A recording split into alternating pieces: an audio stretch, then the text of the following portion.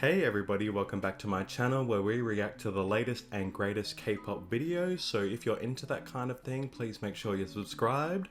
I am your host Mickey Dub, and today I don't really know what I'm doing, but we're going to be recapping what happened in episode 2 of Island. So over the past week or so I've been thinking what's the best way to deliver this content, because Big Hit and Mnet are moving all of their content over to Viki. So I'm not really sure why they don't have it on YouTube or any other easier platform, but I would imagine it's because they want people to pay for the HD content or something like that.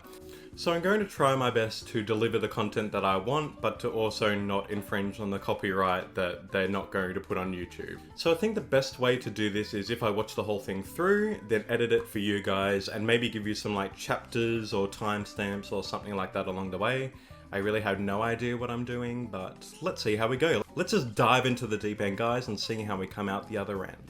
Now, I just want to do a quick recap of what happened in episode 1. So obviously we got introduced to all of the boys, and I just wanted to make a few dot points on what I took away from that episode. First off, I thought the teams were very unfair. I don't understand why some teams had groups of 3, some had groups of 2. There were a lot of single individual ones there. I just feel like they really set up the individuals up for failure, because I just feel like it would have been much more fair if they just had teams of 3. What's so hard about that? So we had people like Taki who came in by himself, and then people like Heesong who also came in by himself. And they're very different people. Taki has only been training for 9 months, but Heesong is the missing member of TXT. So I don't really understand that concept. I feel like a lot of them have been set up to fail. But starting from that, going on to the performances, I really feel like that the consistent theme throughout all of the performances was the first person who sang, the lead singer in each group, was the one to get the most attention, and obviously the one voted in. Anybody who had a second or third part, they didn't seem to be as lucky as the main person. They didn't have as much impact. I think the best thing for every first episode is that they get to introduce you to the members, and I really had some people that I didn't really think that I would like, but I actually really liked. So first off, Sanu. I really love Sanu's faces. He reminds me of Jisung from Produce 101. I feel like he always has a facial expression for every emotion. And especially when he did his performances, when he was doing Crown, he was fit that role perfectly. And I feel like that was a really great song for him. Also, notable mentions were Yoonwon. I think Yoonwon really hit hard after there was 0 entrants left, and that team could have easily given up after they had already picked their 12 to enter Island, but they didn't give up, and it really proved them well, because obviously they got in. I also thought Jeonu and Kyungmoon voting for each other while they were in the same team was also cute, and I love how they returned each other's votes, so I thought that was great. Jay and the other guy, I don't remember his name, but their version of Open Your Eyes was amazing. I just thought that they just really killed it with that. Now, another highlight for me is when Daniel and EJ sang Zico's Any Song. I just felt like that was a really cute bop track, and I really thought it really stood out among all the other tracks.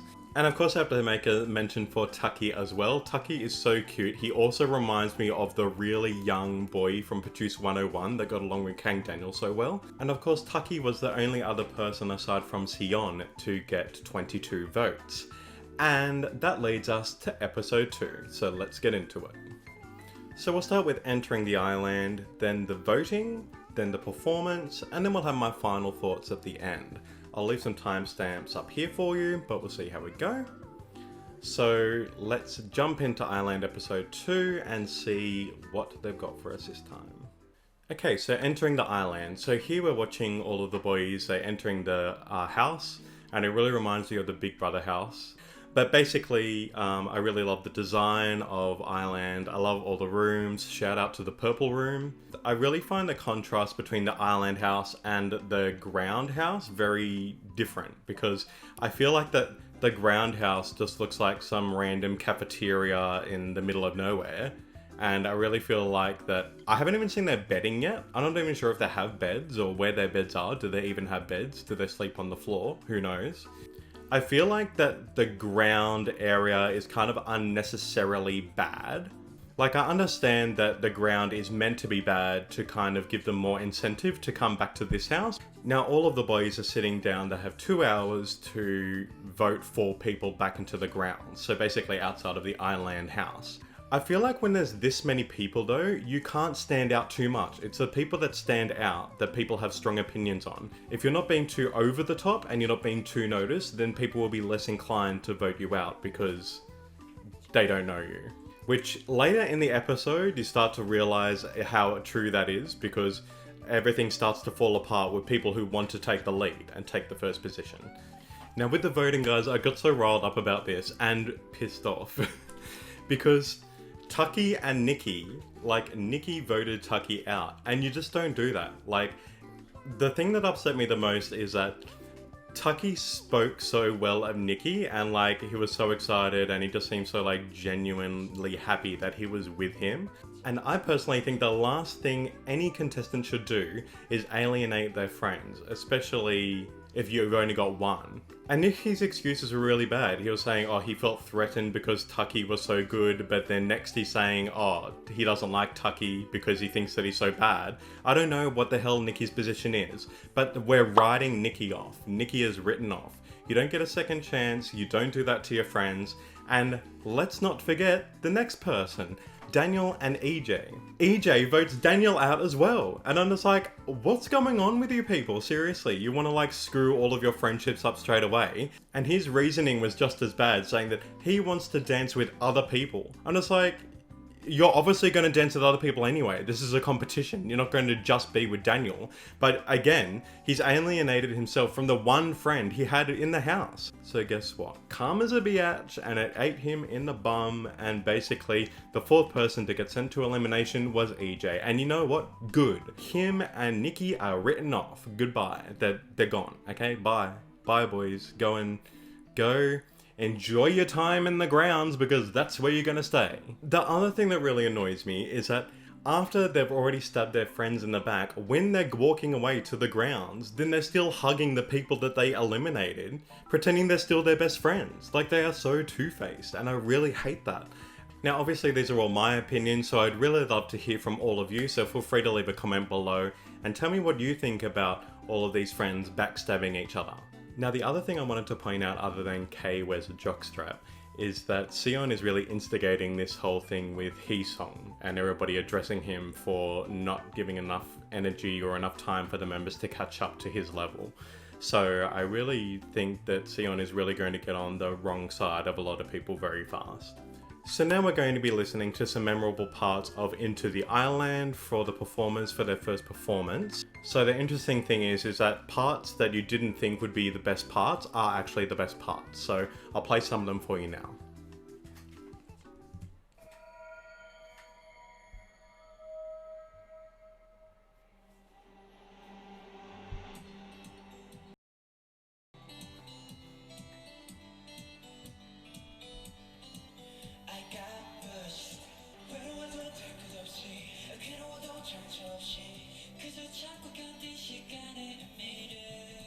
Now, at the very beginning, Sion, Daniel, and Sunghoon, basically those three leading after Nikki, really kind of makes Nikki's vocals sound a little bit weaker because they sound so strong, but mainly because of these parts don't sound as high.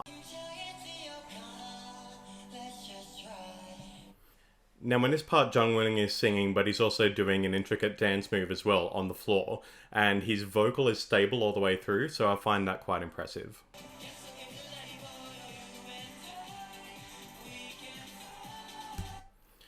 Now here I really feel for Nikki, because this is the first part where I really feel like he's struggling with the vocals.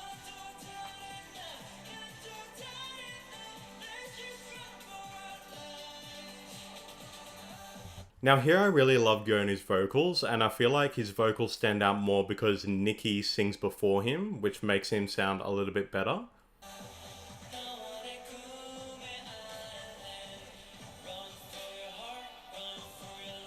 Now here, Jay and Nicholas, even though they only get a small part, they just completely destroy it. Like, they are so amazing at that one part. You kind of get shivers down your spine almost.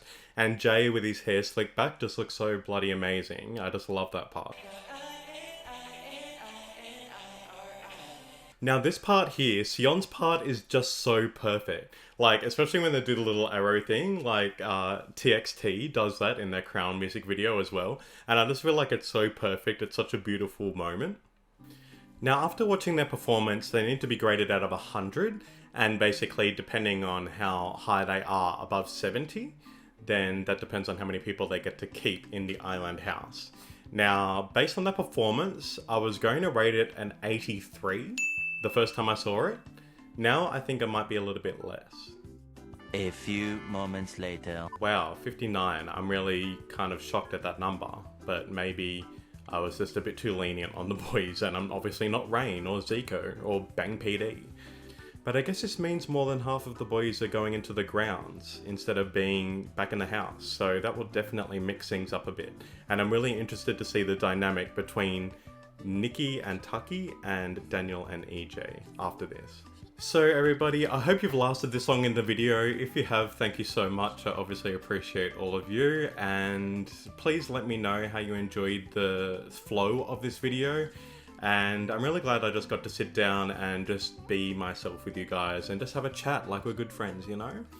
But please feel free to like, subscribe, and definitely leave a comment. I read all of them, and I'll see you guys on the next episode. So thanks so much for watching, guys. Bye.